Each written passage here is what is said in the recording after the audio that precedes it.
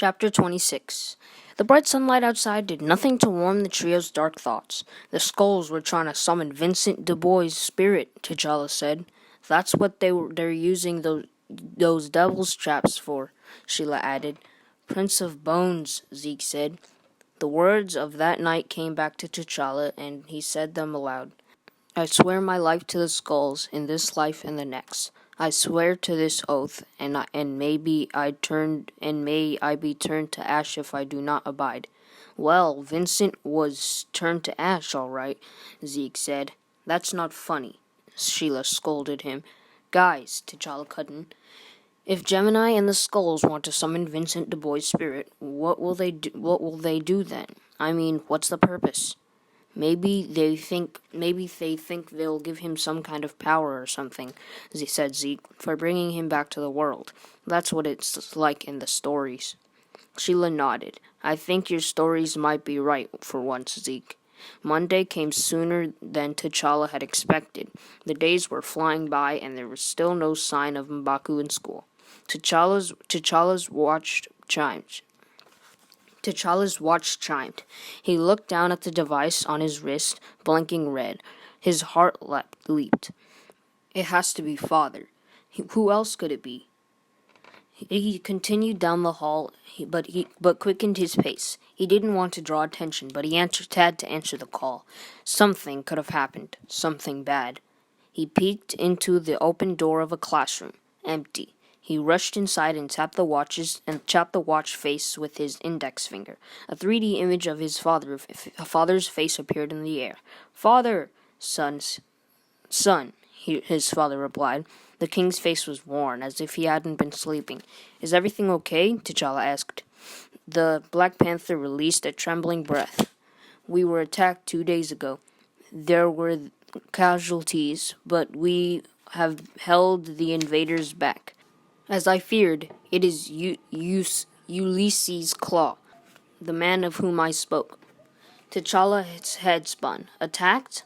Hunter, is he? Hunter is fine. T'Challa breathed a sigh of relief. As much as Hunter plagued him, he didn't want to see him come to a bad end. His father's face wavered in a blaze of static and then came back to clear. T'Challa, the king said, and his voice was urgent. You need to stay safe.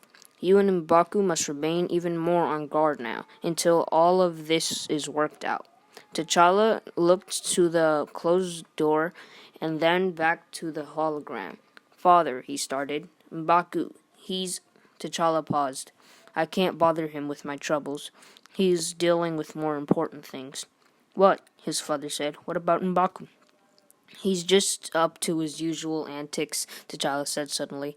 All is well here. The Black Panther's brow furrowed, and he gave his son an inquiring gaze. You're a sensible one, T'Challa. Let him know what has happened. You both have to stay safe, especially now. Someone could take advantage of the turmoil here, and his father's voice cracked. Father, T'Challa said, tapping the image. Hello? The connection went dead in a blast of static. T'Challa flopped onto his bed at the embassy.